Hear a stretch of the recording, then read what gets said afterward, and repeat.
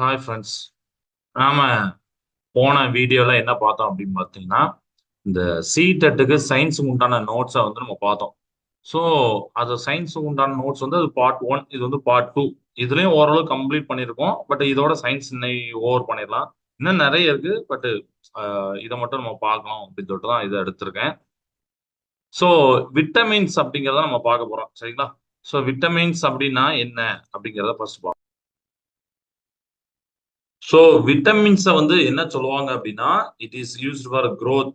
சரிங்களா, நம்மளுடைய பாடியோட growthக்கு and maintenance of our body, சரிங்களா. அதனால அந்த லைன் எழுதியிருக்கேன், growth and maintenance of our பாடிக்கு விட்டமின்ஸ் தான் யூஸ் ஆகும்.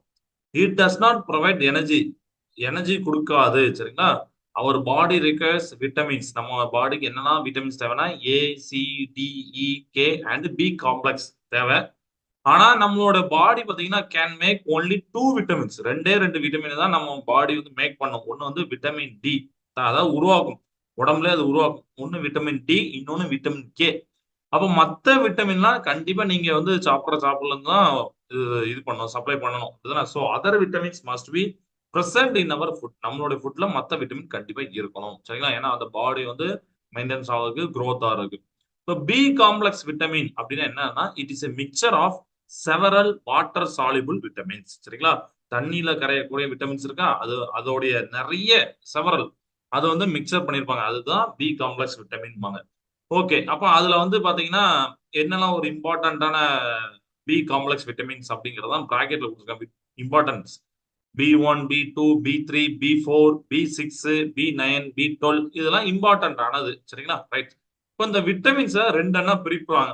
ஒன்னு வந்து ஃபேட் சாலிபிள், இன்னொன்னு வாட்டர் சாலிபிள். ஃபேட் சாலிபிள்னா கொழுப்புல கரையக்கூடியது, வாட்டர் சாலிபிள்னா நீர்ல கரையக்கூடியது. இப்போ ஃபேட் சாலிபிள் விட்டமின்ஸ் வந்து எங்க ஒரு இம்பார்ட்டன்ட் லைன் என்னன்னா, are stored in the form of fat droplets, சரிங்களா. இந்த ஃபேட் சாலிபிள் விட்டமின்ஸ் வந்து நம்ம உடம்புல வந்து பாத்தீங்கன்னா ஃபேட் டிராப்லெட்டா வந்து ஸ்டோர் ஆகும் சொல்லியிருக்காங்க. இதுவே வாட்டர் சாலிபிள் விட்டமின்ஸ் பாத்தீங்கன்னா, the body needs water soluble vitamins in frequent small doses அப்படின்னு.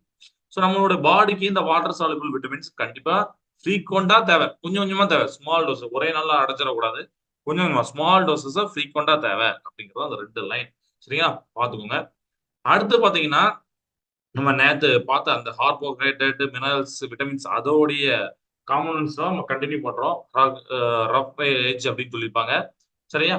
ஸோ ரஃப் ஏஜ் அப்படிங்கிறது என்ன அப்படின்னா, it is a dietary fibre that largely consist of cellulose, சரிங்களா. இது வந்து ஒரு dietary fibre.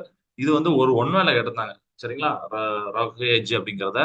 So the largely consist of cellulose இருக்கும். It cannot be digest by our body as our body does not contain cellulose digesting enzymes.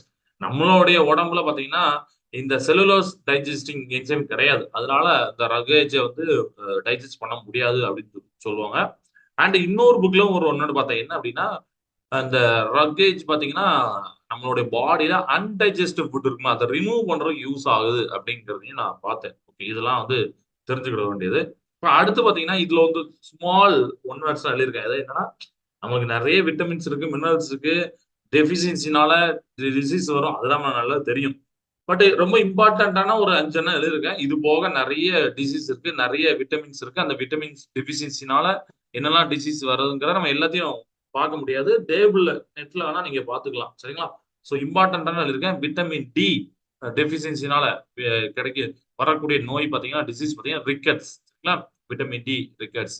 Vitamin K deficiency ஆனதுன்னா என்ன என்ன disease வரும்னா, haemophilia அப்படிங்கிற இந்த டிசீஸ் வரும்.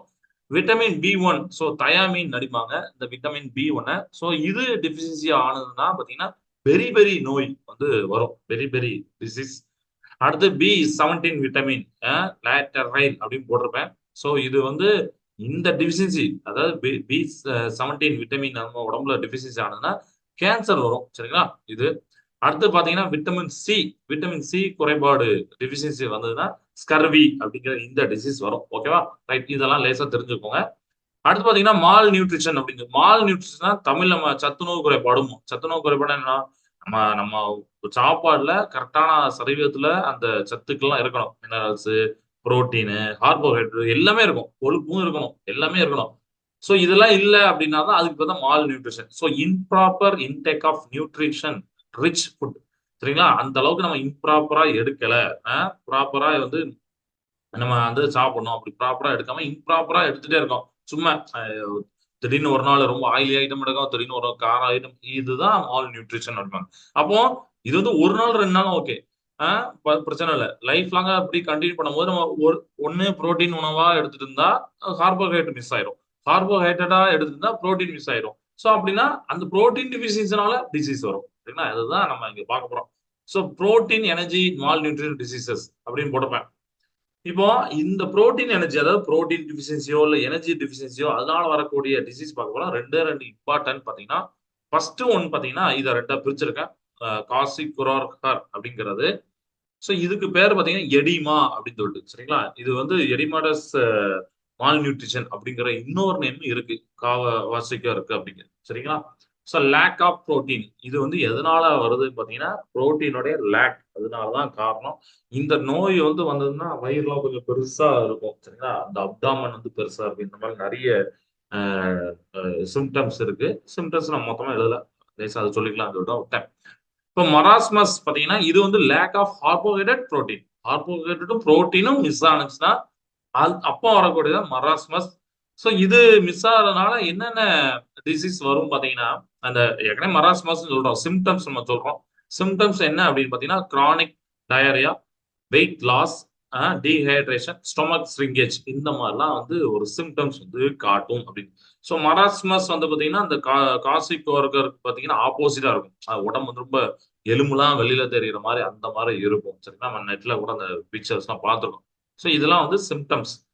இப்போ இது வரைக்கும் ஓகே. அதுக்கப்புறம் ரெண்டே ரெண்டு சின்ன ஒன்னோடு படிச்சேன். அதையும் நான் உங்களுக்கு வந்து இது பண்ணணும் அப்படிங்கிறதுனா இப்போ அடுத்து எழுதியிருக்கேன். இதுல வந்து என்னன்னா ரெண்டு கிராப்ஸ் பத்தி பார்க்க போறோம். ஒன்னு வந்து காரிஃப் கிராப்ஸ், இன்னொன்னு பாத்தீங்கன்னா இந்த ரபி கிராப்ஸ் அப்படிங்கிற ரெண்டு எண்ணம்.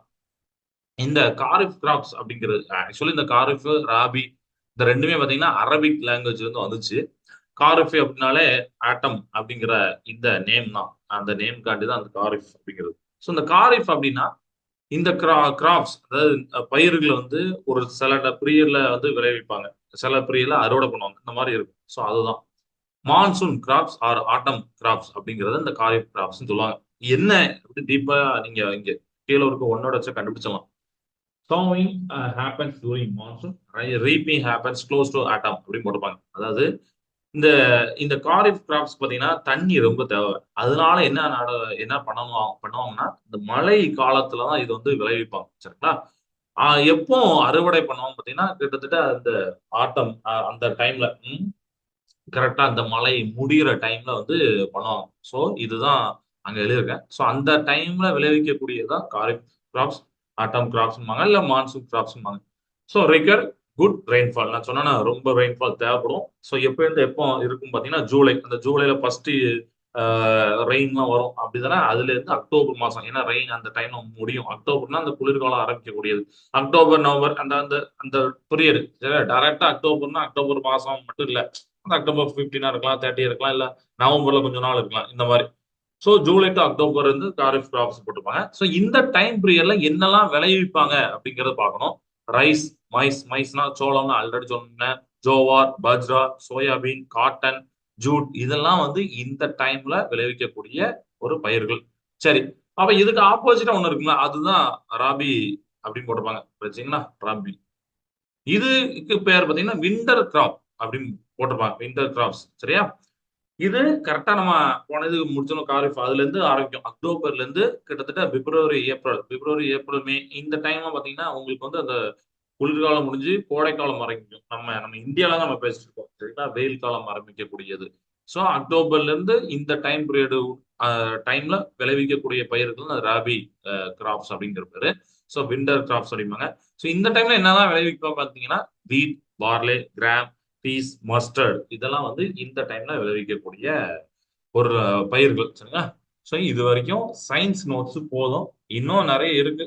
பட் ஓகே, நம்ம அடுத்தடுத்து கொஞ்சம் கொஞ்சம் பார்க்கலாம்னு சொல்லிட்டு விட்டுருங்க. ஸோ அடுத்த கிளாஸ்ல அடுத்தது பார்ப்போம்.